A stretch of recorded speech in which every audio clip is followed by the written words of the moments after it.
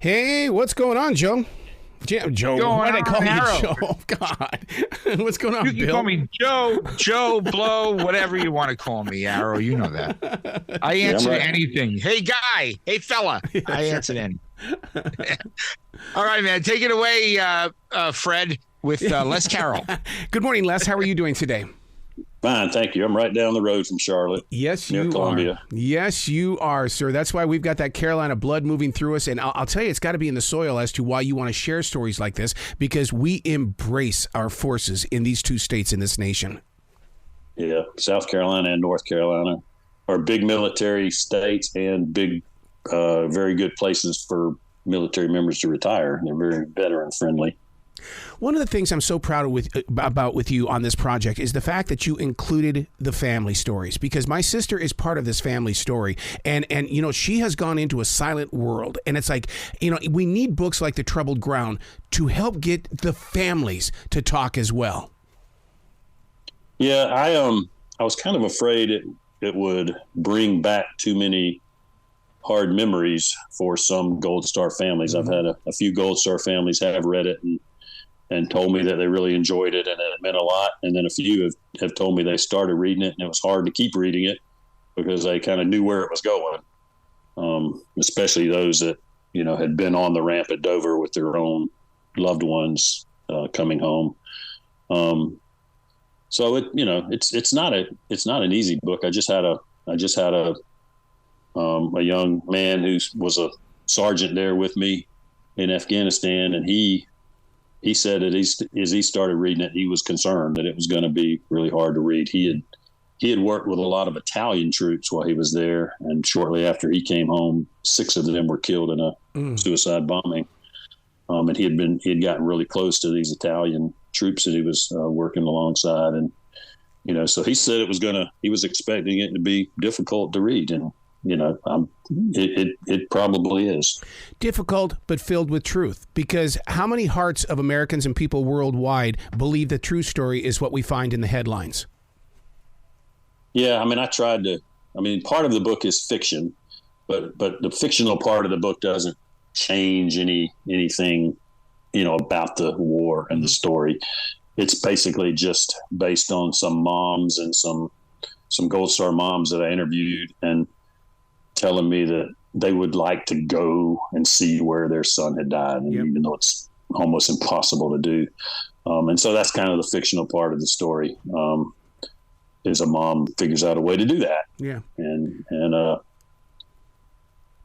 you know, in the book, and it's it's a fictional kind of conclusion, but the mom had some hope that her son had died for something.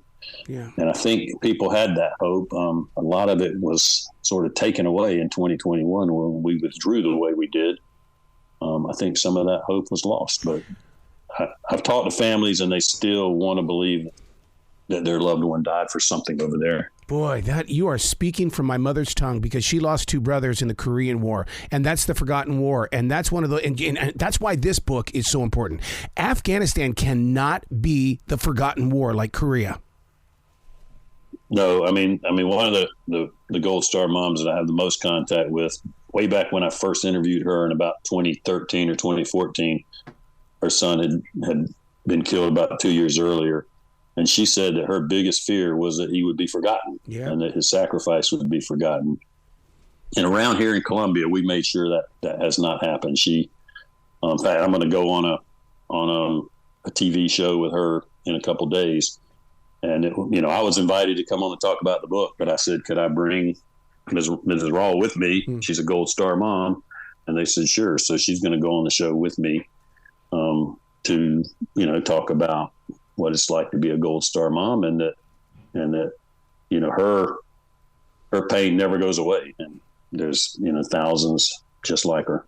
You know, I wish there was some sort of memorial that we could put on I-77 from Charlotte to Columbia and even down into Charleston, because so many men and women have sacrificed their lives from this area of the world that we need something that does symbolize their sacrifice, and not just in a park. It needs to be one of those things that catches your eye off the side of the road.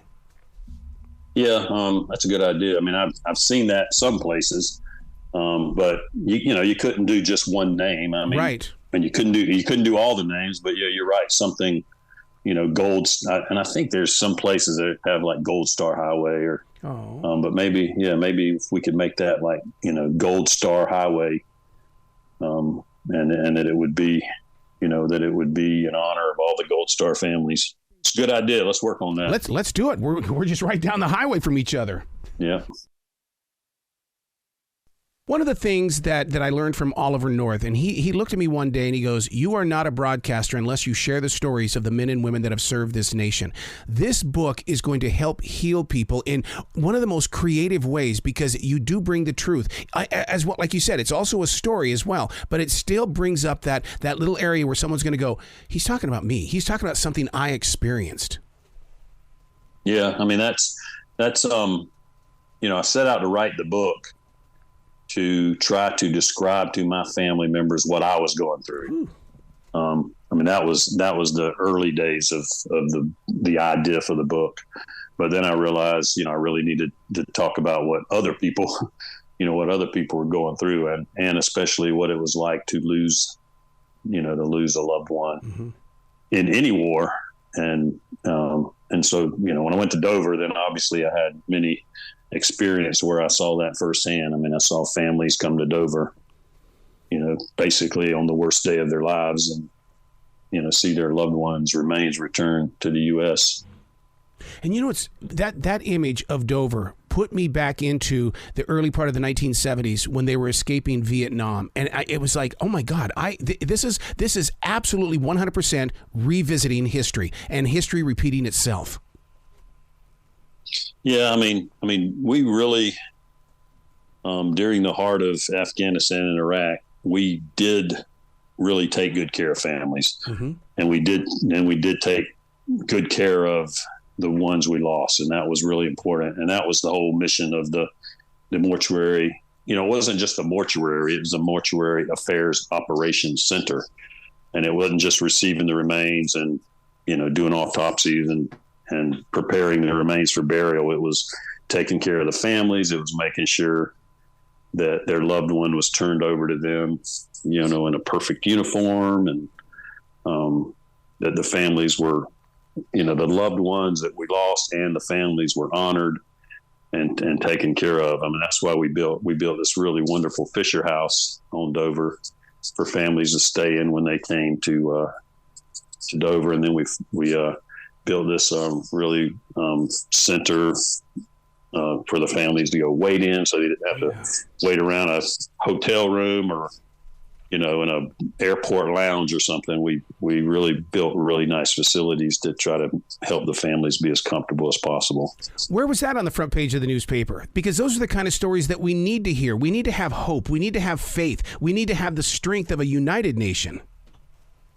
Yeah, well, the Fisher House was after I left, but when we built this, I think we called it the Center for Families of the Fallen. Dr. Jill Biden, who was then the wife of the vice president, she came there, so there probably was some coverage. I don't remember the media coverage, but there probably was some coverage on that because Dr. Biden was actually there. Nice. For that, and we got to meet her and talk to her, and she came to help dedicate that facility when I was at Dover back in that would have been something like early 2010, maybe. Wow. 10 minutes with you is not enough, dude. Where can people go to find out more about you, what you're building, what you're growing, and how we can help heal this nation? The book is at my website, lescarroll.com, just like my name. But if you can see my documentary, Bringing the Fallen Home. If you just type in Bringing the Fallen Home, it'll pop up on a video distribution site where people can watch it, I think, for free. Wow. Pretty sure it's free. So people can watch Bringing the Fallen Home. And that's a documentary we did about 8 or 10 years ago. Wow. You being down there in Columbia, did you ever come up here to Charlotte with the USO during the holidays? Oh, yeah. I've come to Charlotte a lot. Come to some games, come to the airport. Well, we got to get together and do a face-to-face then where we can have more than just 10 minutes, sir. Did 2 nights with the Garth Brooks last year. Yes. What a... I did. We went both nights. Lots of memories here in the Carolinas, dude. Yeah. Yeah, that's for sure. I'm going to reach out to you because I want to talk to you face to face the next time you come to Charlotte. Okay, sure. All right. Well, you be brilliant today, okay, sir? Do you have my contact information, or you get it from I'll them? find Certainly, it. I'm a broadcaster. Yeah. I'll find it. Well, they should have it there. The iHeartRadio people should have my number and email address. Beautiful. That's exactly what I'll do. I'll reach out to Kevin, Jimmy, Bobby, whoever got us on here. Okay. Fred. All right. Fred, you have a great day today, okay, sir? And thank you for what you did for this nation. Thank you. Bill, Bill, if you want to pass on my contact information to him, that's fine. Bill? Who's Bill? Oh, sorry. I'll send it over to Jack. Don't worry, Les. And there's somebody named Bill on this thing. Have fun, you guys. Oh, boy.